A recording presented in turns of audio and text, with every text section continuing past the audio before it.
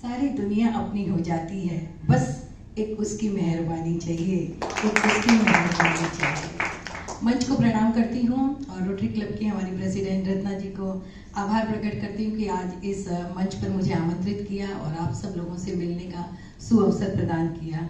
मुझे लगता है 1.5 साल के बाद ये पहली मीटिंग होगी जहाँ हम आप लोग सब मिल रहे होंगे। दूसरी है। अच्छा। और मतलब पूरी दुनिया ही कोविड के संक्रमण काल से गुजर रही है। माहौल कैसा भी क्यों ना हो, हमेशा मन में आशा का एक नन्हा सा दीपक हमें जरूर जलाकर रखना चाहिए कि अपनी आंखों में रंगीन ख्वाब सजाए रखिए, अपने होठों पर मुस्कुराहट के 100 गुलाब खिलाए रखिए। वक्त अच्छा हो या बुरा कोई फर्क नहीं पड़ता, खुद को खुद के दिल की राजधानी का शहंशाह बनाए रखिए, शहंशाह बनाए रखिए। और आप लोगों को देखकर बड़ा अच्छा लग रहा है और इसमें से मुझे लगता है सब जीवन के चौथे द्वार तक पहुंच चुके हैं मेरी तरह। कुछ एक को छोड़ के कुछ एक को छोड़ के हर चेहरे पर नूर है, हर चेहरा है खिला खिला, यूं ही हंसता गाता बतियाता बढ़ता रहे ये काफिला हमारा, ये काफिला हमारा। कि जिंदगी की राह मुश्किल सही तो मुश्किल हुई, कुछ तुम चलो कुछ मैं चलती हूँ और आगे चलकर रिक्शा कर लेंगे।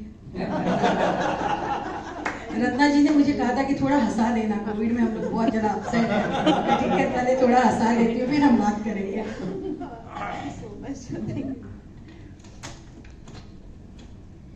आज हमारी महिलाएं कम है, नहीं तो हमेशा हर जगह जाती हूँ महिलाओं का वर्चस्व ज्यादा होता है, आज पुरुषों का वर्चस्व ज्यादा है। लेकिन वर्चस्व ज्यादा ही है। आखिरकार तो घर में ही आना है भाई। पतिदेव ने थाने में रपट लिखवाई, हुजूर पत्नी करती है मेरी पिटाई, दिन रात दूसरों का गुस्सा मुझ पर उतारती और कभी कभी तो बेलन भी दे मारती है। हुजूर आपसे क्या छुपाना, पहले तो अक्सर छुप जाया करता था निशाना, पर अब छुपता नहीं निशाना। थानेदार के चेहरे पर मायूसी छाई, भरे गले से बोला भाई क्या बताऊं बहुत बुरा जमाना आ गया है, तुम तो फिर थाने आ गए लेकिन मैं कहाँ जाऊं, तो इतना वर्चस्व है ना। कि 2 सहेलियों में अचानक बहुत दिनों बाद मुलाकात हुई, नारी अब भी है अबला इस विषय पर धुआंधार बातचीत हुई। बाहर से आई सखी को कुछ याद आया, बोले अपने पतिदेव से हमें नहीं मिलवाया, ओ सॉरी मैडम माफ करना, अभी हम मिलवाते हैं उनसे हम। वो जो किचन के कोने में जो लगा है धोने में चाय का प्याला, सखी वही है मेरा घरवाला, सखी वही है मेरा घरवाला। ऐसी अबलाएं हैं हमारे, ऐसी अबलाएं। अभी कोविड ने तो सबको काम करना सिखा दिया है देखो, और कोविड ने ये भी बता दिया है कि हम महिलाएं सिर्फ घर में बैठकर आराम नहीं करती हैं, ये भी आप लोगों को सिखा दिया है कि महिलाओं के कितने काम होते हैं। अक्सर पति लोग यही कहते हैं कि आप लोग क्या करती हो, घर में काम क्या है, नौकर है चाकर है, लेकिन उन नौकर चाकरों को भी मैनेज करना बड़ा मुश्किल होता है। महिलाओं के काम बहुत होते हैं, आप लोग तो सिर्फ एक फ्रंट पर लड़ते हो, महिलाएं हर जगह हर फ्रंट पर लड़ती हैं महिलाओं के लिए। तो चलिए इसी बात पे मैं महिलाओं के लिए कविता बोल देती हूँ। मैं कोई सोच कर नहीं आई हूँ क्या बोलना है, जर्नी ऑफ लाइफ बोलना है, लेकिन माहौल मुझे एकदम पारिवारिक लग रहा है यहाँ पर, इसलिए जो मन आए हम बोल सकते हैं। कि किसी कवि की कल्पना जैसा सुंदर सलोना रूप तुम्हारा, उसको 100 बार बधाई जिसने तुम्हें संवारा। किन शब्दों में बांधू तुम्हें है नारी, सृष्टि के रचयिता ने बड़े जतन से गढ़ा है तुम्हारे रूप को। कोमल तन श्यामल रंग मृग नैनी है नाम तुम्हारा, श्रद्धामयी शक्तिमयी ज्ञानमयी ये माया इस धरती का वरदान हो तुम। फूलों सी कोमलता ही नहीं पर्वत सी दृढ़ता भी है तुम में, सागर सी विशाल हृदया सहनशीलता है गुण तुम्हारा। किन शब्दों में तो परिभाषा, हर शब्द तुमसे छोटे लगते हैं। लक्ष्मी के ज्ञान का वरदान, सरस्वती के ज्ञान का वरदान, लक्ष्मी का भंडार तुम ही हो। उषा की बेला, दिन की धूप और गोधूली की शाम तुम ही हो। माँ अन्नपूर्णा और माँ शक्ति वह भी तुम ही हो। थके पथिक की सच्ची हमसफर, जीवन का सच्चा साथ तुम ही हो, सच्चा साथ तुम ही हो। इसका मतलब ये नहीं है कि हमारे जो पतिदेव हैं वो किसी से कम है, क्योंकि आज जो भी है आज मैं भी आज जो भी बोलना सीखी हूँ तो, और जो इस मंच पर आकर बोल रही हूँ तो इसमें परिवार का साथ नहीं होता, या रत्ना जी आज जो प्रेसिडेंट बनी है तो हम महिलाएं जो भी काम करती हैं इसमें परिवार का पूरा सहयोग होता है, तब जाकर हम काम कर सकती हैं, हम बाहर निकल सकती हैं। कि भटका हुआ जहीन था, बिखरे हुए जज्बात, सोचा भी न था कि बन सकेगी कोई बात। हम जो कुछ बने हैं एक दूजे से, हम कुछ भी न होते गर न होता एक दूजे का साथ, गर न होता एक दूजे का साथ।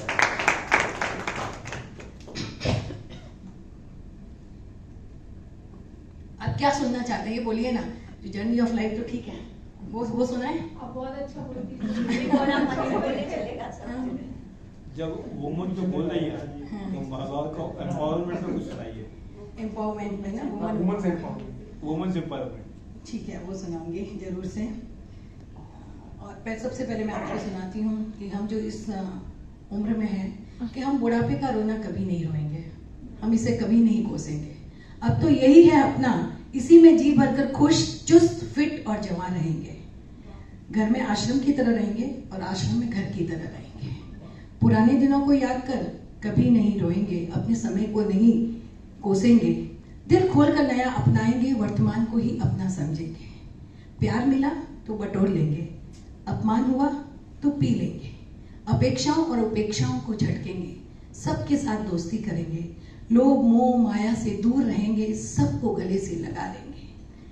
सच कहती हूँ, ये बुढ़ापा भी बहुत शानदार होता है। जीवन के इस चौथे द्वार को है ना, हम बड़े आराम से आनंद के साथ गुजारेंगे। ये बुढ़ापा भी बहुत शानदार होता है। देखिए, लेंस ट्रांसप्लांट से सब साफ दिखता है।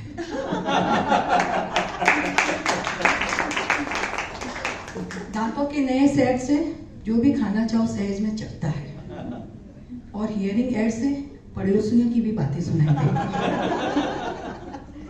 हम पार्क जाएंगे, सैर करेंगे, क्लब जाएंगे, ताश पीटेंगे, पब जाएंगे, डांस करेंगे, मंदिर में जाकर भजन भी कर लेंगे। टीवी देखेंगे, सौंदर्य देखेंगे। और जब कभी नाते पोते पोती मिलेंगे तो जी भर से उनसे बातें करेंगे। बच्चे हों या बूढ़े, सबके साथ गप लड़ाएंगे। अपने स्वीट हार्ट से झूठ मूठ का लड़ेंगे। अब क्योंकि डायबिटीज आती है ना, तो फिर आइसक्रीम खिलाने का वादा करेंगे तो मान भी जाएंगे। जब दिल किया टूर पर चले जाएंगे, दिल खोलकर दावत करेंगे। संगीत की संगत जमकर करेंगे। हम स्वाद लेंगे, दाद देंगे और तृप्त मन से जीवन के पल पल का आनंद उठाएंगे। जो बुढ़े पेड़ के सूखी टहनी से गिरते हुए पत्ते को देख रहे हो, एक दिन हम भी यहाँ से यूं ही चले जाएंगे, लेकिन जाते जाते भी अपने कदमों के निशान छोड़ जाएंगे और आने वाली पीढ़ी को जीने का एक नया मर्म समझा जाएंगे, जीने का एक नया मर्म समझा जाएंगे। बहुत सारी कविताएं आती हैं। इन दिनों मैंने आप बताऊं, पिछले 2 साल से हर दिन मैंने कविता लिखी है। हर दिन लिखी और फेसबुक पे भी डाली है। हाँ, और काफी यूट्यूब बनाए मैंने, क्योंकि समय का सदुपयोग तो करना चाहिए। मुझे लगता है खाली बैठे तो फिर दिमाग में जंग लग जाएगी, तो कुछ ना कुछ करते रहना चाहिए। और जब आपने बात की कि भाई नारी एम्पावरमेंट की, सबसे पहली बात तो ये शब्द जो है ना अपने आप में नकारात्मक है। नारी तो अपने आप में सकारात्मक है, सृजनशील है। जो सृजन करती है उसको एम्पावरमेंट करने की कोई जरूरत ही नहीं है। कि वक्त बदला है और वक्त का मिजाज भी, जागी है हिम्मत और जागा है विश्वास भी। आज नहीं मैं अबला, आज नहीं मैं बेचारी, बदल चुकी हूँ खुद को, शक्ति है पहचान हमारी, शक्ति है पहचान हमारी। क्योंकि नारी मतलब आज से नहीं है, सदियों से। आप जब भी इतिहास खंगाल के देख लीजिए, हर युग में नारी ने कुछ न कुछ कीर्तिमान स्थापित किया है। मैं थोड़ा सा कुछ बताती हूँ, क्योंकि आपने अचानक कहा है, मुझे दिमाग में जो आएगा मैं बताती हूँ। कि नारी जो मेनका बनी तो विश्वामित्र की तपस्या भंग हुई, आम्रपाली बनी तो इतिहास की तरंग हुई, सीता बनी तो सहनशीलता हुई और द्रौपदी बनी तो युद्ध की गूंज हुई। नारी जो मुमताज बनी तो ताजमहल बनी, संयुक्ता बनी तो प्यार भरा दिल बनी, पारो बनी तो मोहब्बत की कहानी बनी और हीर बनी तो जिंदगी तूफान बनी। नारी जो मदर टेरेसा बनी तो ममता भरा दिल बनी, लक्ष्मीबाई बनी तो वीरांगना बनी, पद्मनी बनी तो इतिहास का जौहर बनी और पन्नाधारी बनी तो स्वामी भक्ति की मिसाल बनी। नारी जो मरुदेवी माता बनी तो प्रथम मोक्षगामी बनी, चंदनबाला बनी तो 36,000 साध्वियों की सिरमौर बनी, मैना सुंदरी बनी। आप लोगों को मत पता नहीं है कि हम लोग में जो, आप जैन है क्या इसमें से? नवपद की आराधिका बनी और ब्रह्मी और सुंदरी बनी तो अंक और अक्षर की तालीम बनी। नारी जो लोपामुद्रा और विश्ववारा बनी तो स्त्रियां पंडित बनी, और मीरा बनी तो भक्ति की पराकाष्ठा बनी, और अनारकली बनी तो प्यार का साज बनी, और सुस्मिता बनी तो भारत का ताज बनी, भारत का ताज बनी। इसमें बहुत सारे नाम हैं, मैंने इसको बहुत ऐसे इस तरह से किया है कि मैं इस पर आधे घंटे तक बोल सकती हूँ, इतने सारे नाम हैं। और आज भी हम देखते हैं कि ओलंपिक्स में भी देखा आपने, या जहाँ जहाँ देखते हैं कि आज नारी ने मतलब सिद्ध कर दिया है कि सागर की अतुल गहराइयों से लेकर आसमान की अनंत ऊंचाइयों तक उसने हर क्षेत्र में अपना परचम फहराया है। और कई कई क्षेत्रों में तो वो पुरुष से भी आगे है। और वैसे भी तो नर में कोई मात्रा नहीं है और नारी में दो दो मात्राएं हैं, तो नारी ऐसे ही महान है। तो एक बार नारियों के लिए तालियां बजा दीजिए।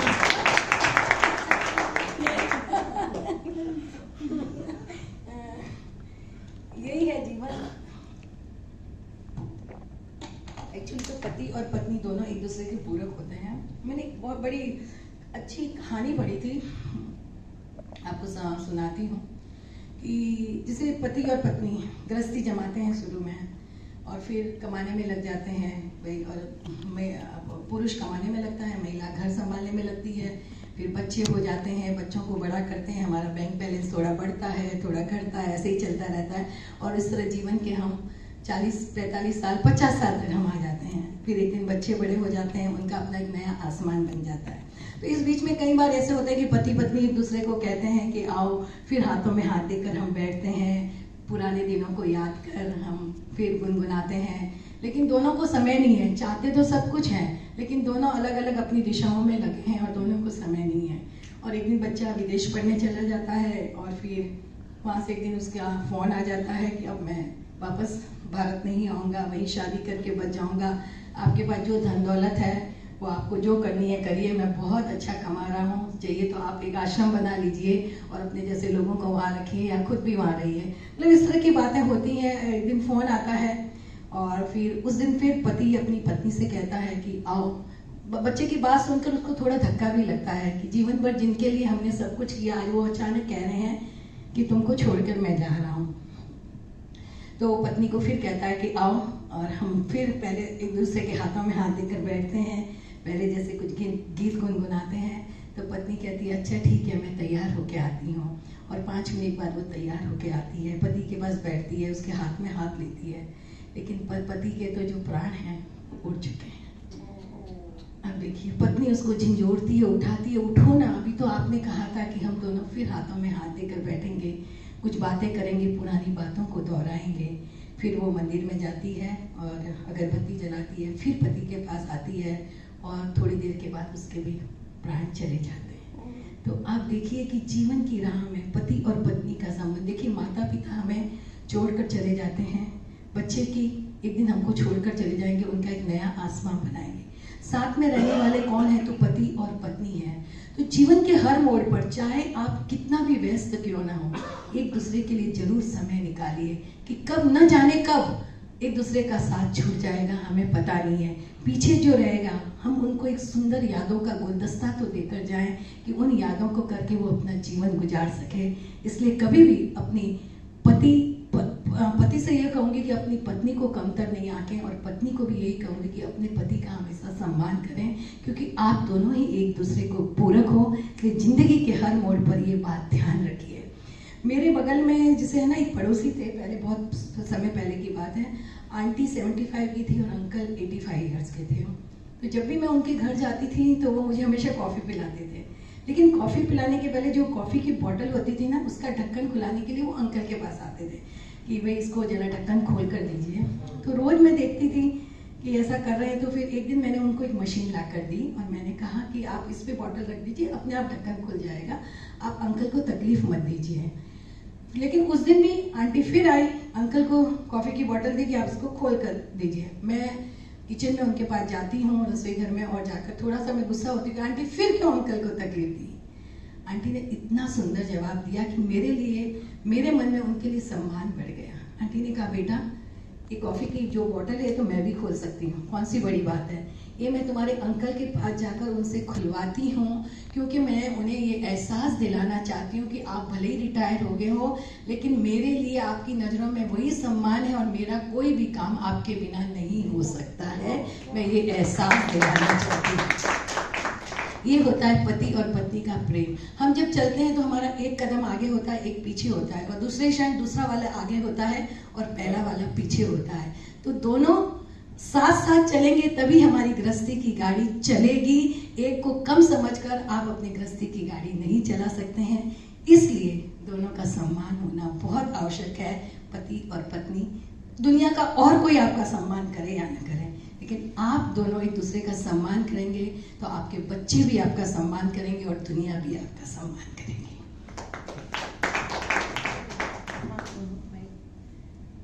अच्छा लग रहा है आप लोगों को? जीवन में कहानियां हमारे आजू बाजू ही बिखरी रहती हैं, हमें उनको देखना पड़ता है। मैं तो अपने छोटे पोते पोतियों से भी बहुत सारी कहानियां सीखती हूँ। जैसे मैं आपको बताती हूँ कि हमारे वर्ल्ड टावर की जब प्रतिष्ठा होने वाली थी, तो हम लोग जैसे भगवान की प्रतिष्ठा करते हैं तो हम माता पिता का रोल और जो सब तरह का पात्र हम लोग निभाते हैं।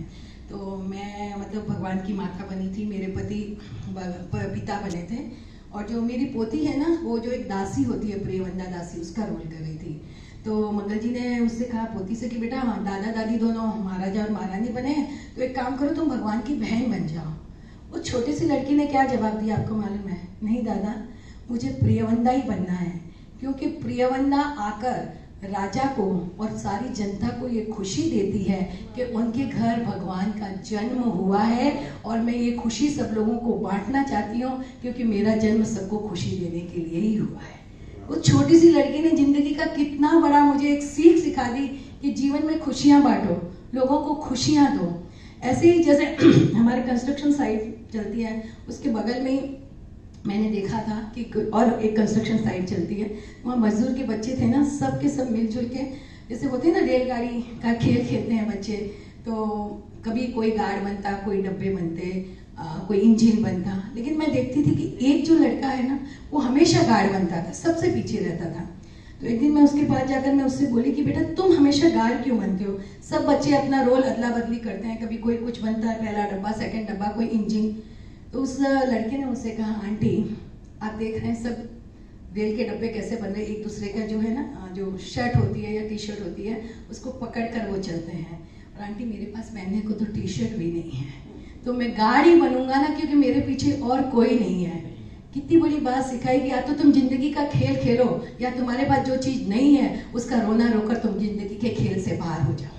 तो जिंदगी में कठिनाइयां बहुत आती हैं, लेकिन उस कठिनाइयों का अर्थ ये नहीं है कि हम रुक जाएं। देखिए रास्ते पे कितने भी सारे कंकड़ हों, लेकिन आपने अगर एक अच्छा जूता पहना है ना, तो आप उस पर चल सकते हो।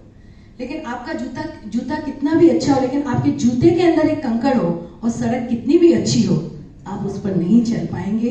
इसलिए हम बाहरी रुकावटों से नहीं हारते हैं, हम अपने भीतर की कमजोरियों से हारते हैं, और उन कमजोरियों पर हमको काबू करना चाहिए।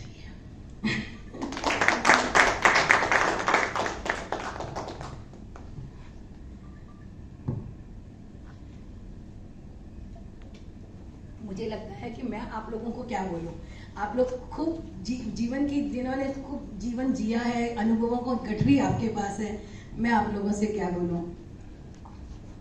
लेकिन बस मुझे एज ए स्पीकर बुलाया है, तो मुझे कुछ तो बातें करनी है आपसे। मैं कोई भाषण नहीं देती हूँ, कभी भी कुछ नहीं लेती हूँ, ना कोई मैं पन्ने लेकर जाकर वो उसे रटा रटाया पढ़ती हूँ। मैं दिल से दिल की बात करती हूँ कि जो मेरी बात आप लोगों तक पहुँच सके, आपको अच्छी लग सके। और मैं कभी भी ये भी नहीं देखती हूँ, मैं कहीं भी सभा में जाऊँ कि सामने कितने दर्शक हैं, क्योंकि पांडव 5 ही सही, उनको देखकर आशा होती है। कौरव 100 भी हों तो उनको देखकर आशा नहीं होती है। अगर सच्चे श्रोता 5 भी है ना, तो आपका बोलना सार्थक हो जाता है। इसलिए एक बार जोरदार तालियां हो जाती है। हाँ, बैठ के बोलो। नहीं, मुझे पता नहीं है, गर्मी ज्यादा लग रही है, पता नहीं क्या। इसलिए बोला कम से कम पैर दुख जाएंगे। नहीं, वो तो हमको आदत हो गई है।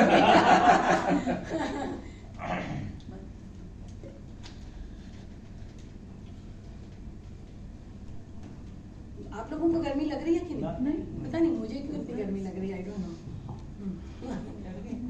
रत्ना जी से डर गई। रत्ना जी, मैंने फोन किया 7:15 बजे, रत्ना जी ने मुझे सीधा डांट दिया, 7:30 तक नहीं आए तो हम चालू कर देंगे, हमारा प्रोटोकॉल है। मैंने कहा भैया 7:30 तो पहुंचना ही पड़ेगा, कैसे भी करो, गाड़ी तुम तेज चलाओ या कुछ भी चलाओ, लेकिन 7:30 वहां पहुंचा दो।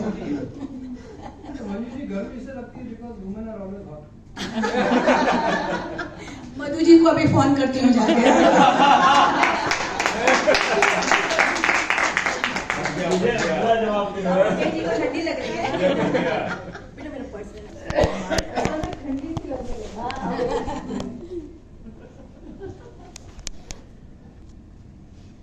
चलिए अब मैं आपको, हम सब जीवन में जहाँ हैं, मैं चाहती हूँ कि मैं आपको फिर एक बार है ना आपके जीवन के पिछले अतीत के पन्नों में ले जाना चाहती हूँ आपको। हम सबके जीवन में कुछ ऐसे क्षण होते हैं जो हमारे मन के आकाश में सूरज की चमक और आनंद छोड़कर जाते हैं। कई बार हम उनको महसूस ही नहीं करते हैं, वो यूं ही दबे रहते हैं, लेकिन सीपियाँ रेत के किनारे आती ही हैं, ठहरती हैं, और अगर हम उन्हें हाथों में लेंगे तो उसे महसूस भी कर सकते हैं कि जीवन एक बहती नदी है, प्रवाहमान धारा है, इसका सतत क्रम चलता ही रहता है। जीवन सरिता के 3 मोड़ होते हैं, ऐसे तो 4 कहे जा सकते हैं कि बचपन, युवावस्था, प्रौढ़ावस्था और वृद्धावस्था, लेकिन इनमें से हमको सबसे प्रिय कौन होता है? तो बचपन। बचपन की याद आते ही स्मृतियों के अरण्य में जैसे खलबली सी मच जाती है और घटनाओं के हिरणों के झुंड हमें दौड़ते हुए दिखाई देने लगते हैं। कोई कहता है कि यादें मयूर के पंख की तरह होती हैं, तो कोई कहता है कि बकुल के फूल की तरह होती हैं जो कि अपनी सुगंध पीछे छोड़ जाती हैं। लेकिन मैं कहती हूँ कि यादें हाथी के पैरों की तरह होती हैं जो कि मन की आर्द्र भूमि पर अपना गहरा और अमिट चिन्ह छोड़ जाती हैं। बचपन जिसके सारे रंग हरे ही हरे होते हैं। पल भर में हमारी कल्पनाओं की घोड़े दौड़ते ही रहते हैं, पल भर में हम आकाश में पहुंच जाते हैं, पल भर में हम कागज की कश्ती में बैठकर पूरे संसार की सैर कराना चाहते हैं। मुझे हमेशा जब बचपन की याद आती है, बात आती है, तो एक तो मुझे मेरा गांव याद आता है, गांव में बिताए दिन याद आते हैं, और एक जगदीश सिंह की ये गजल की 2 लाइनें याद आती हैं। ये दौलत भी ले लो, ये शोहरत भी ले लो, भले छीन लो मुझसे मेरी जवानी, मगर मुझे को लौटा दो बचपन का सावन, वो कागज की कश्ती, वो बारिश का पानी, वो कागज की कश्ती। मेरा गला बहुत बैठा हुआ है, फिर भी मैं सोचती हूँ कि खुशी में गला कहीं बाधक नहीं होना चाहिए, जो गाना है गा लो। कि दिल से दिल की बात पहुंचती है, उस समय कोई आवाज नहीं दिखता कि आपकी आवाज मधुर है या खराब है, लेकिन जो आपके दिल की बात है वही मेरे दिल की बात है, तो वो सब तक पहुंच जाती है। कि एक था बचपन का जमाना जिसमें था खुशियों का खजाना, न सुबह की खबर थी न शाम का ठिकाना था, थकार कर स्कूल से घर आना फिर भी खेलने जाना था। माँ की कहानी थी, परियों का फसाना था, बारिश का पानी था, हर मौसम सुहाना था, हर खेल का साथी था, हर रिश्ता निभाना था, न हंसने की वजह थी न रोने का बहाना था, जिंदगी हर पल एक सुहाना तराना थी। क्यों हो गए हम इतने बड़े, इससे तो अच्छा वो बचपन का जमाना था, वो बचपन का जमाना था। कि सांजन के पेड़ पर लगी सांजन की फलियां और मन के आंगन में उठी स्मृतियों की फूल झड़ियां, मशीनी युग के पहले वो पुआल का संसार, पुआल के ढेर पर बैठे पैर पसार, वो धान का कटना, वो मुर्गे की कुकड़ुकू, वो कोयल की कुहू कुहू, वो चूड़ियों की खनखन, वो बैलों के गले में बनती घंटी की टिन-टिन, आहा नैसर्गिक संगीत से सजे वे सुनहरे दिन। वो मिट्टी की पट्टी पर सिकी गर्म नर्म रोटी, भूख की चटनी से सजी अमृत जैसी लगती। थके आरे आते चारपाई पर लेटते, आसमान को तकते और पलक झपकते ही मीठे सपनों के संसार में खो जाते। वो इमली का चुराना, वो गुड़ की पूरी भेली खा जाना, वो गाय की पीठ पर सवार होकर खेतों खलियानों में जाना, वो नदियों झरनों के शीतल जल में नहाना, वो पेड़ों पर चढ़ना, वो चोट लगने पर बछड़े के मुंह का फैन लगाना, वो पैदल स्कूल जाना, मास्टर जी की डांट खाना, वो बारिश के मौसम में छतों से पानी का टपकना, वो सखी सहेलियों के संग हंसी की गोलगप्पे उड़ाना। क्या संभव है उन अद्भुत दिनों का वापस आना, उन अद्भुत दिनों का वापस आना। मतलब आप लोगों ने भी गांव में दिन बिताए होंगे, मैंने क्योंकि मेरा भी जन्म बॉम्बे में ही हुआ है, बॉम्बे में ही पली बड़ी हूँ, लेकिन गांव का जो 1.5 महीना गर्मियों की छुट्टी में जो हम गांव में बिताते थे, उनकी यादें आज भी दिल को मतलब गांव ले जाती हैं, और आज भी उस मिट्टी की खुशबू से मन एकदम मतलब तरबतर हो जाता है कि वक्त के साथ कितना कुछ बदल जाता है। वो माँ बाप की आंखों के हम तारे, वो भाई बहन का निश्चल प्यार, वो रूठना, वो मनाना, वो छोटे छोटे घरौंदे बनाना, वो नन्हों पर गौं जमाना, वो एक ही थाली में मिल बांट कर खाना, न तेरा न मेरा सब कुछ अपना।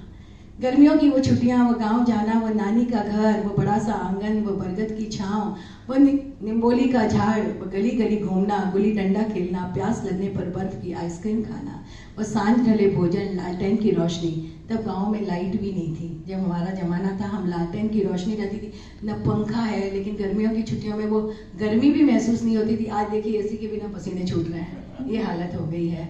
तो वो सांझ ढले भोजन, लालटेन की रोशनी, मंदिरों की घंटियां, इकट्ठे होना, क्योंकि पूरा कुनबा साथ जाता था, इकट्ठे होना, हंसना हंसाना, शोर मचाना, डांट खाना, आंखों में आंसू लाना और फिर हुल्लड़ मचाना। वो पानी से ठंडा होता हुआ आंगन, वो कतार से लगते हुए बिस्तर, वो नानी को घेरना, वो राजा रानी की कहानियां सुनना, वो परियों से मिलना। आह, कितना अपना आत्मिक सुख था। गर्मियों की वे लंबी रातें कितनी छोटी लगती थी। पर अब न नानी है, न राजा रानी की कहानी है। आंगन तो वही है, पर न वो शोर है, न वो हुल्लड़ है। अब गर्मियों में पहाड़ी स्थल, सिमटते परिवार, एयर कंडीशन कमरे, बरगद का वो बुढ़ा पेड़ अपनी सूखी हरी टहनियों को समेटे हमें हवा देने अब भी हमारा इंतजार कर रहा है, अब भी हमारा इंतजार कर रहा है। आज हमारे बच्चों को पता ही नहीं है कि गांव क्या होता है। हमारे लिए हमारे गांव ही स्विट्जरलैंड और लंदन हुआ करते थे। आप जिस बच्चे को देखो वो उठकर गर्मियों की छुट्टी में स्विट्जरलैंड जा रहा है, लंदन जा रहा है, जहाँ यूरोपियन कंट्रीज में, अमेरिका घूमने जा रहा है। उन्हें पता ही नहीं है कि हमारे गांव कैसे हैं, क्या होता था। मुझे अच्छे से याद है कि बचपन में जब हम लोग सब सोते थे ना, तो अक्सर आसमान को देखते थे। तब एक दिन मेरी माँ, जो कि बहुत कम पढ़ी लिखी थी, लेकिन उसने मुझे जीवन का एक मर्म समझाया। एक दिन उसने मुझसे पूछा, बेटा आसमान में क्या देख रही हो? मैंने कहा, माँ आसमान में चमकते हुए तारों को देख रही हूँ। देखिए माँ ने मुझसे क्या कहा, बेटा सिर्फ चमकते हुए तारों को मत देखो, स्वयं तारा बनो और सितारा बनकर चमको, सितारा बनकर चमको। और माँ की वो बात कहीं ना कहीं मानस में लग गई और जीवन में हमेशा मन में एक बात रहती थी कि जीवन में कुछ अच्छा करूँ, कुछ अपने नाम से पहचानी जाऊँ। मैं अपनी ही कहानी कहती हूँ कि बचपन से देखा करती थी एक ख्वाब, बुना करती थी एक सपना जाल कि बड़ी होकर मैं भी कुछ बनूंगी, अपनी एक अलग पहचान बनाऊंगी। पर क्या इतनी समझ न थी, उलझी उलझी सोच थी। गांव की नदी में अक्सर देखा करती थी चेहरा अपना, हवाओं के संग बनते बिगड़ते प्रतिबिंब अपने।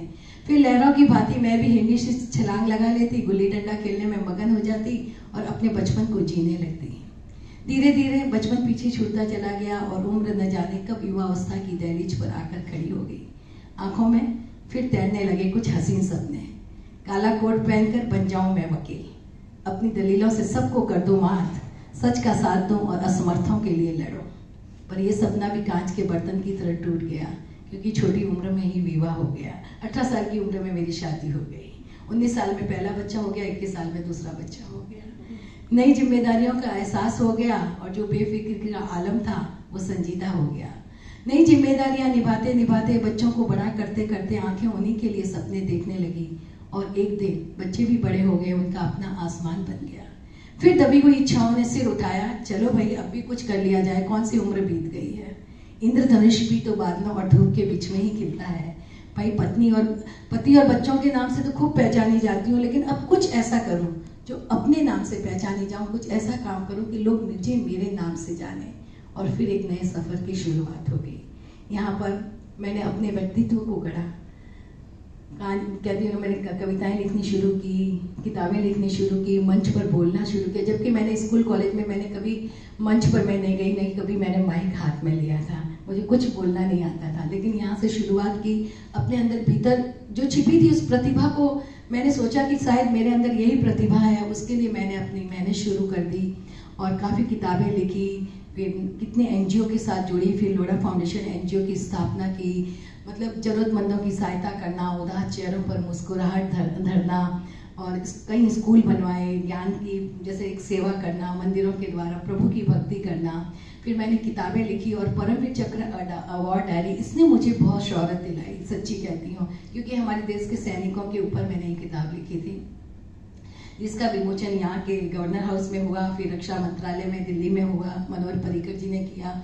फिर लंदन में मैंने एक सपना देखा कि इस किताब का विमोचन मुझे लंदन में करना है और फिर लंदन के नेहरू सेंटर में मैंने एक लेटर लिखा और उन्होंने, क्योंकि वहाँ तो सब जो माने जाने लोग होते हैं उन्हीं को वो मंच मिलता है, लेकिन मेरी किताब का जो टाइटल था वो इतना आकर्षित था कि उन्होंने कहा हाँ आप यहाँ आकर करिए। और फिर वहाँ के हाई कमिश्नर, वहाँ के जो एमपीज थे, वहाँ के सैनिक लोग थे, वो सब आए उसमें और मेरी किताब का विमोचन हुआ। और मैं आपको सच बोलते ना, एक ड्रीम कम ट्रू आता है ना, जैसे मैं यहाँ पर बैठी हूँ, लोग लाइन से खड़े हैं और मुझसे मेरा ऑटोग्राफ ले रहे हैं, मेरी किताबें ले रहे हैं। मीन्स मुझे लगा मैं कहाँ आ गई हूँ, कौन सी दुनिया में आ गई, ऐसा सपना तो मैंने कभी देखा ही नहीं था। और फिर वहाँ के जितने भी टीवी चैनल और जितने भी रेडियो चैनल थे, सब पर मेरे 1-1 घंटे का लाइव इंटरव्यू हुआ, जिससे मैंने जिंदगी में कभी लाइव इंटरव्यू नहीं दिए थे। मैंने सोचा नहीं था कि मैं कैसे बोलूँगी, क्या बोलूँगी, लेकिन इतनी सहजता से सब कुछ हो गया। वहाँ के कई जैसे कि अच्छी बुक्स जो वहाँ निकलती, उन लोगों ने मुझे अपनी किताब में स्थान दिया। तो मेरे लिए होता है ना कि ऊपर वाले का आशीर्वाद कहीं ना कहीं से आया, क्योंकि शायद ये मेरी 25 सालों की जर्नी थी जिसका फल अभी जाकर मिला। कहीं अक्सर ये होता है कि हम काम करते करते बीच में हमको कुछ प्रतिफल नहीं मिलता है तो हम रुक जाते हैं, चलिए अब इस रास्ते को छोड़ देते हैं। लेकिन नहीं, उस रास्ते को मत छोड़िए। एक किसान जो था, एक जगह किसी ने उसको बोला कि इस जमीन के अंदर जैसे पारस पत्थर है या हीरे सोने चांदी है। उसने खोदता गया, अंत में वो थक गया कि अब मैं और उसको नहीं खोदना चाहता हूँ। तो किसी ने बोला एक बार और कोशिश करो, शायद, और अगली बार जब वो कोशिश करता है तो उसको वो पारस पत्थर मिल जाता है। अगर वो छोड़ कर चला जाता तो शायद वो किसी और के हाथ में आ जाता। इसलिए जिंदगी की राह में अभी हम तो उस उम्र पर आ चुके हैं कि अब, लेकिन हम अपने बच्चों से ये बात कह सकते हैं कि जो भी काम शुरू करो उस पर अपना 100% हमको देना है, तभी तुम आगे बढ़ सके। जिंदगी में हारो मत, क्योंकि हम नया बिजनेस कोई भी शुरू करते हैं तो उसमें 3 साल तो जमने में कम से कम लगते ही हैं, उसे 3 साल हमें देने ही होते हैं। तो जिंदगी मतलब कठिनाइयों से कभी मत डरिए, मन के जीते जीत है और मन के हारे हार है। ये छूकर के पाषाणों को जो भगवान बना लेते हैं, विधि के निष्ठुर अभिशापों को जो वरदान बना लेते हैं, वही वीर होते हैं जो विपत्ति में भी नव उल्लास लिए चलते हैं और सांस सांस में नव जीवन का नव इतिहास लिए चलते हैं, नव इतिहास लिए चलते हैं। इतिहास वही बनाते हैं। देखिए, भीड़ आपको अपनी पहचान बनानी तो भीड़ से हटकर कुछ करना होगा। भीड़ आपको साहस तो देगी, लेकिन आपसे आपका है ना परिचय छीन लेगी। तो भीड़ से हटकर अगर हम कुछ करेंगे तब हमारा इतिहास बनता है, हम कुछ नया करते हैं। अंबानी को देखिए, टाटा को देखिए, बिरला, बांगड़, सबको देखिए। बांगड़ को एक लोटा लेकर आए थे, कुछ भी नहीं था, लेकिन उनकी मेहनत, उनकी संकल्प शक्ति ने उन्हें कहां से कहां पहुंचा दिया। भगवान गौतम बुद्ध एक बार अपने शिष्य आनंद के साथ कहीं जा रहे थे, सामने बहुत बड़ा पहाड़ आया। तो आनंद ने कहा, प्रभु ये पहाड़ कितना मजबूत है, इससे भी ज्यादा ताकतवर कोई हो सकता है क्या? क्या होगा पहाड़ से ज्यादा ताकतवर? वो तो सबसे अंत में आएगी। पहाड़ से ज्यादा ताकत क्या है? लोहा, जो पहाड़ को काटता है। लोहे से ज्यादा ताकत है अग्नि, जो लोहे को भस्म करती है। अग्नि से ज्यादा ताकतवर है पानी, जो अग्नि को भी बुझा देती है। और पानी से ज्यादा ताकतवर है हवा, जो पानी के प्रवाह को भी बदल देती है। लेकिन उससे भी ज्यादा ताकतवर है मनुष्य की संकल्प शक्ति, जो कि हवाओं को भी अपने पीछे चलने पर मजबूर कर देती है कि तू जो चाहे तो पर्वत पहाड़ों को फोड़ दे, तू जो चाहे तो नदियों के मुख को भी फोड़ दे, तू जो चाहे तो धरा से अमृत छोड़ दे, और तू जो चाहे तो धरा को अंबर से जोड़ दे। अमर तेरे प्राण, मिला तुझको ये वरदान, तेरी आत्मा में स्वयं भगवान है रे। मनुष्य तू भूल मत, तू बड़ा महान है रे, तू बड़ा महान है। बता देना, मैं तो क्या बोलती जाती हूँ। और आपको कुछ और सुनना है तो वो भी मैं बोल सकती, मतलब सुना सकती हूँ, क्योंकि हम लोगों को समय घड़ी नहीं होती है ना, पता ही नहीं पड़ता कि कितना समय हुआ है। आपका कितना समय वो पता है? 5-10 मिनट है। पुस्तक का नाम क्या था? परमवीर चक्र अवार्ड डायरी है इसका। और इसके बाद अभी जिसे है ना, लास्ट जनवरी में अपना कोविड शुरू होने के पहले ही टाइम्स ऑफ इंडिया ने मेरे कामों को लेकर एक कॉफी टेबल बुक निकाली है कि Manju all that I am. तो मुझे लगता है कि इससे बड़ा और अपने को और क्या प्रतिफल मिलेगा कि जीवन में बस काम करते जाओ बिना किसी, मतलब मैं हमेशा कभी भी कोई भी काम करती हूँ तो मैं ये नहीं सोचती हूँ कि इसका फल मुझे क्या मिलेगा। मुझे लगता है ये काम अच्छा है तो करना चाहिए। और आजकल मैं लोगों से एक बात और कहना चाहती हूँ, भले आप लोगों को धन नहीं दे सकते हो, लेकिन एक काम आप जरूर करें जीवन में, आपके पास अपने समय का और अपने कानों का दान देना शुरू करिए। कान कैसे? इस कोविड के समय में इतने फ़ोन आते थे, लोग इतने परेशान होते थे, कोई डिप्रेशन से गुजर रहा है, किसी को कोई और प्रॉब्लम हो रही है, किसी का फ्रिज ही खराब हो गया है। तो मेरे पास इतने फ़ोन आते थे, मैं सबको सुनती थी और सबका मतलब कोई न कोई समस्या का हल करने की मैं कोशिश करती थी। तो मुझे लगता है कि कान दान देना बहुत ज़रूरी है, क्योंकि मनुष्य कई बार अकेले, यहाँ पर कितने बच्चे अकेले थे। आज अगर सुशांत सिंह के पास कोई उसका अपना होता तो आत्महत्या नहीं करता। मैं सच बोलती हूँ कि एक जवान जो कि इसका भविष्य कितना सामने उज्जवल था, उसने आत्महत्या कर ली। क्यों? शायद कहीं डिप्रेशन में होगा या अपने कोई पास नहीं होंगे। तो आपके पास अगर किसी का भी कोई प्रॉब्लम लेकर अगर फोन आता है, आज आप 5 मिनट उसको सुनिए। सुनने से क्या होता है, उसके मन की भड़ास निकल जाती है। तो आप इस तरह से एक सहायता कर सकते हो। आपको इसमें कुछ भी नहीं करना है, कहीं जाना नहीं है, कुछ उसको देना नहीं है। आप अच्छी राय दे सकते हो और उसको सुन लीजिए। मेरे पास आया एक जन का फोन आया था कोविड में कि 1 महीने के बाद, मैं 1 महीने से बहुत परेशान हूँ, मेरा फ्रिज खराब हो गया है। मैंने कहा ठीक है, मैं कोशिश करती हूँ, मुझे कोई टेक्नीशियन मिलता है मैं भेजती हूँ। मैंने दूसरे दिन उसके घर टेक्नीशियन भेज दिया। शाम को उसका फोन आया, बहुत बहुत आपका धन्यवाद, मेरा फ्रिज ठीक हो गया। काश मैं 1 महीने पहले आपको फोन करती थी, मैं इतनी परेशान नहीं होती। कई बुजुर्ग जो यहाँ घर में अकेले रहते हैं, बोले मैं सामान ला के रोज कहाँ लेने जाऊँ। तो इस तरह के कई लोगों के बहुत सारे फोन आए, उनकी अपनी अपनी समस्याएं थी। लेकिन मुझे लगता है कि हमको समस्याओं को सुनना चाहिए, समाधान भी देना चाहिए, फिर वो जाने। लेकिन एक है कि आज मैं भी कई बार समझो मेरे मन में भी कुछ, अगर मैं अपनी फ्रेंड को मेरे मन की बात कर दूं तो मन की भड़ास निकल जाती है, फिर आप कोई गलत राह पे करने से बच जाते हो। तो मैं चाहती हूँ आप लोग ये अपनी रोटरी में ये बात जरूर रखिए कि कानों का दान करिए।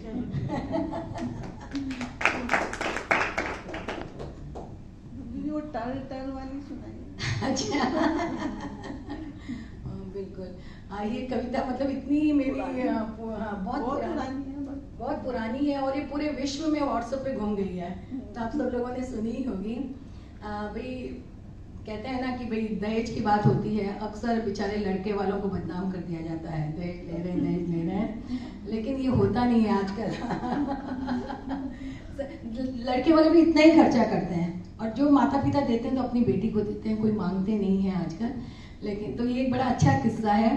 तो वहाँ पे कि भावी दामाद से सस ने पूछा ससुर जी ने, मेरी बेटी की जीवन की नैया के खेवनहार, आपको दहेज में क्या क्या चाहिए? शर्म का लबादा उतार कर निसंकोच होकर फरमाइए। बिन मांगी मुराद ससुर जी का सवाल, क्या क्या न मांग लूं सोचता हुआ मुहाल। वैसे तो हमें कुछ भी नहीं चाहिए, आपकी बेटी स्वयं लक्ष्मी है, लेकिन आपकी जिद के आगे हम मजबूर हैं, तो हमें तो सिर्फ एक टर चाहिए। ससुर जी ने पूछा, बेटा ये टर क्या होता है? बड़ी अदा से दामाद जी ने फरमाया, टर यानी motor, scooter, refrigerator, calculator, generator, printer, computer, इतने सारे टर। लेकिन देखिए लड़की वाले बहुत स्मार्ट होते हैं आजकल। हाँ, सुनकर दामाद जी की फरमाइश ससुर जी मुस्कुराए, बोले हम अभी आते हैं बेटा, पहनाते हैं तुम्हें स्वेटर, देते हैं अपनी डॉटर जिसके हाथ में है हंटर, जो बनवाएगी तुमसे मटर टमाटर डालकर वाटर, तब तुम नजर आओगे वेटर। क्या ख्याल है मिस्टर? दामाद जी सकपकाए और यूं भागे जैसे कोई हेलीकॉप्टर। अच्छा, ये बहुत व्हाट्सएप पे घूमी। एक बार तक अमेरिका से एक जन का मुझे फोन आया जो मुझे जानते थे कि आपकी शक्ल की जैसी एक लड़की है जो टर टर बोल रही है। मैंने कहा हाँ वो है ना, मेले में खो गई मेरी जुड़वा बहन।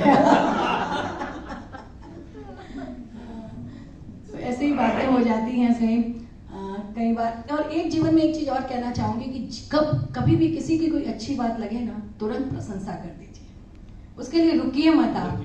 हाँ बिल्कुल। मेरा पोता है ना, अभी 3 साल का था, अभी तो वो बड़ा हो गया, तो मैं ये अक्सर आंखों पे आईलाइनर लगाती हूँ। एक दिन मुझे देखता था ऐसे, बोलता दादी ये जो आईलाइनर, ये जो उसको मालूम नहीं आईलाइनर है, ये जो आप लगाते हो नहीं बड़ा अच्छा लगता है, आप इसको रोज लगाया करिए। मैं उसको देखती रही कि देखिए बच्चे भी कितना देखते हैं कि कौन कैसा लग रहा है, क्या लग रहा है। तो जब भी जिंदगी में आपको किसी की कोई भी बात अच्छी लगे ना, हमेशा बोल दो।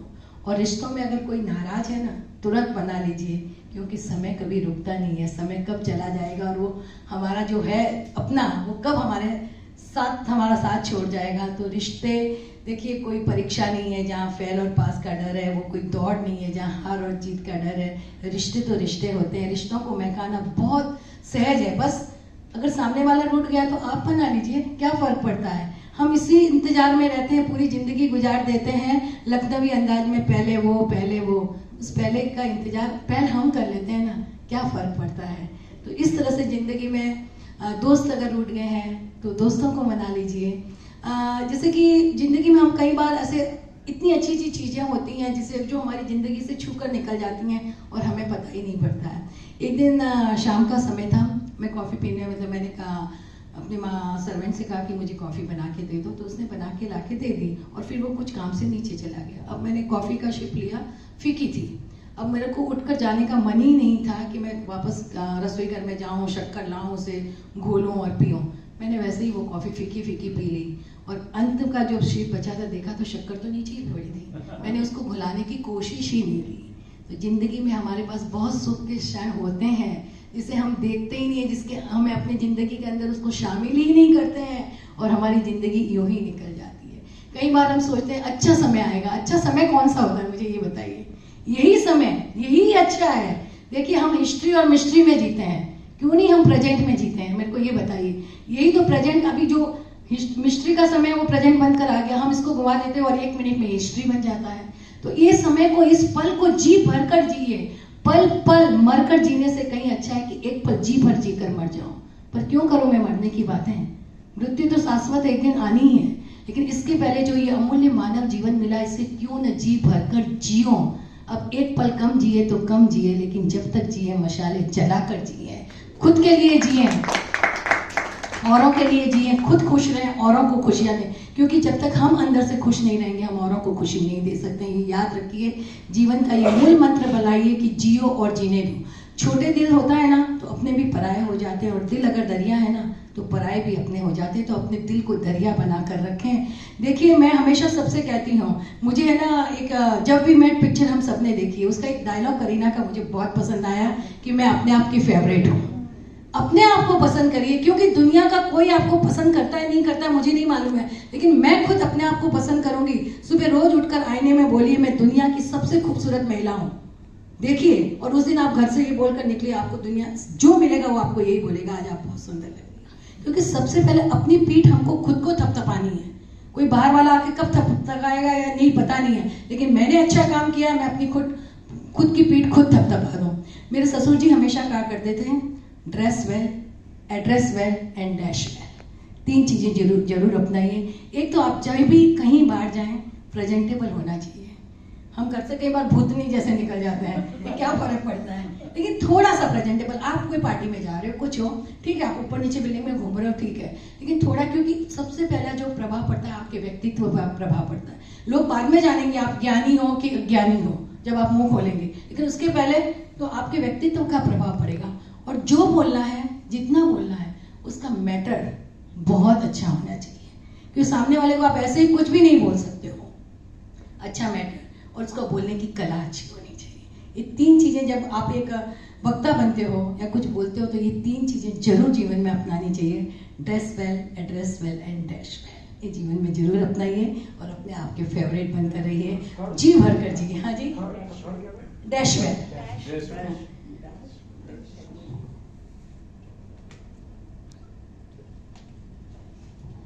हमेशा सब कहते हैं कि behind every successful man there is a woman, लेकिन मैं कहती हूँ मैं जीवन में आज जहाँ भी हूँ उसमें मेरे ससुर जी, मेरे पापा, मेरे पति और मेरे दोनों बच्चे, वो सारे पुरुष वर्ग हैं देखिए, लेकिन सब ने मुझे हमेशा आगे बढ़ाया है।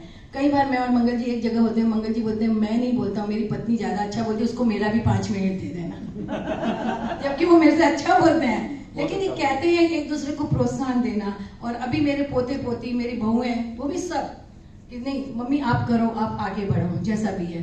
तो हम सबका साथ होता है। मोदी जी का भी यही कहना है ना, सबका साथ सबका विकास, तभी विकास हो सकता है। और मैं परिवार में अकेली आगे बढ़ूं ये भावना नहीं होनी चाहिए। मैं तो बढ़ूं लेकिन मेरे साथ में सबको लेकर चलूं, इवन मेरे मित्रों को भी मैं लेकर चलूं कि सब आगे बढ़े। हमारे यहाँ दिवाली में भी तो जब हम दीपक जलाते हैं तो 2 दीपक हम पड़ोसियों के भी जलाते हैं कि पड़ोसी है या नहीं है, लेकिन उनका भी दीपक जलाएं। ऐसी हमारी संस्कृति है, इतनी रिच संस्कृति है हमारी परंपराएं महान है, हमारी सब कुछ हमारा महान है भारतीय। और कल ही हमने हिंदी दिवस मनाया है, तो हिंदी दिवस की भी आप सबको शुभकामनाएं दे दो और हिंदी जरूर बोलिए।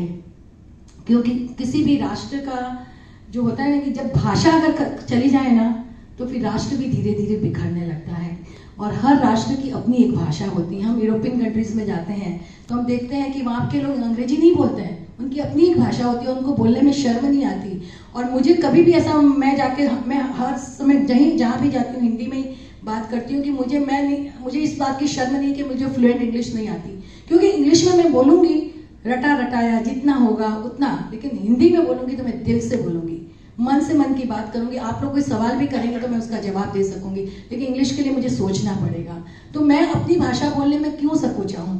हमने एक पिक्चर देखी थी इंग्लिश आप सबने देखी होगी, जहाँ नायिका कितनी प्रतिभाशाली है, वो लड्डू कितने अच्छे बनाती है, लेकिन पति और बच्ची और सब उसका अपमान करते हैं क्योंकि उसे अंग्रेजी नहीं आती है। और फिर वो अमेरिका जाती है, अंग्रेजी सीख लेती है, भैया ये कोई तो भाषा नहीं है, मैं इसको सीख सकती हूँ, और सीख कर दिखा देती है। लेकिन अपने घर में अपने घर वालों का इसलिए अपमान हो कि उसे अंग्रेजी नहीं आती है। नहीं, ऐसा नहीं होना चाहिए। उसे जो भी भाषा आती है उसकी प्रतिभा का सम्मान करें, उस व्यक्तित्व का सम्मान करें, उस व्यक्ति का सम्मान करें। भाषा सब सीखिए, लेकिन देखिए अपनी भाषा को नीचा करके हमको सीखना जरूरी नहीं है। आप पूरे विश्व में कहीं घूमते हो, 5 स्टार 7 स्टार में रहते हो, लेकिन थोड़े दिन होते हैं घर की याद आती है कि नहीं आती है, बताइए। पड़ोसी का घर कितना भी सुंदर हो, लेकिन हम कंफर्ट कहाँ महसूस करते हैं? अपने घर में। तो हमारी भाषा अपनी हिंदी है, तो इस हिंदी का मान करिए, सम्मान करिए, अपने घर में हिंदी बोलिए। अपने बच्चों के साथ छोटी छोटी प्रतियोगिता आप रोटरी क्लब से करवा सकती हैं, हिंदी के लिए पोएट्रीज करवा सकती हैं, उनको आप इनाम दीजिए। तो क्या बच्चों के अंदर, क्योंकि वो सब भाषा सीखे, क्योंकि आज क्या हो गया ना, अंग्रेजी नौकरी के लिए बहुत जरूरी होगी, सीखिए, लेकिन अपनी भाषा को मत भुलाइए, क्योंकि हमारी हिंदी हमारे माथे की बिंदी है, हमारे श्रृंगार का ताज है। हमारी हिंदी को हमें मान देना होगा। और गणपति जी का त्यौहार चल रहा है, आप सबको गणपति जी की भी बहुत बहुत शुभकामनाएं। और भी हमने पर्युषण मनाया है, तो उस सब का भी मैं मिच्छामी दुक्कड़म भी आप सबको करती हूँ कि आपसे तो हमारी पहली बार मुलाकात हुई, फिर भी जाने अनजाने आज भी मैंने कुछ गलत किया, आपका किसी का दिल दुखाया हो तो मैं मिच्छामी दुक्कड़म कर देती हूँ। और गणपति जी, आप देखिए शिव जी के परिवार से भी बहुत कुछ सीखने को मिलता है।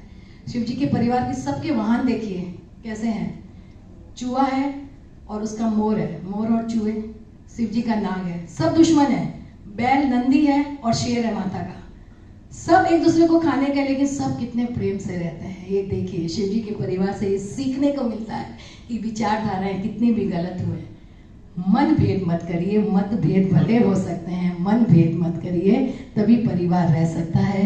हम रोटरी क्लब चलाते हैं, रोटरी का परिवार चलाते हैं, जब रोटरी में हम रह सकते हैं तो अपने परिवार में क्यों नहीं रह सकते हैं। परिवार के साथ आप लोग बहुत खुश रहिए। मेरा मन पसंदीदा मुक्तक यही है जीवन में कि हवाओं से कह दो कि अपनी औकात में रहें, हम परों से नहीं हौसलों से उड़ा करते हैं, हौसलों से उड़ा करते हैं।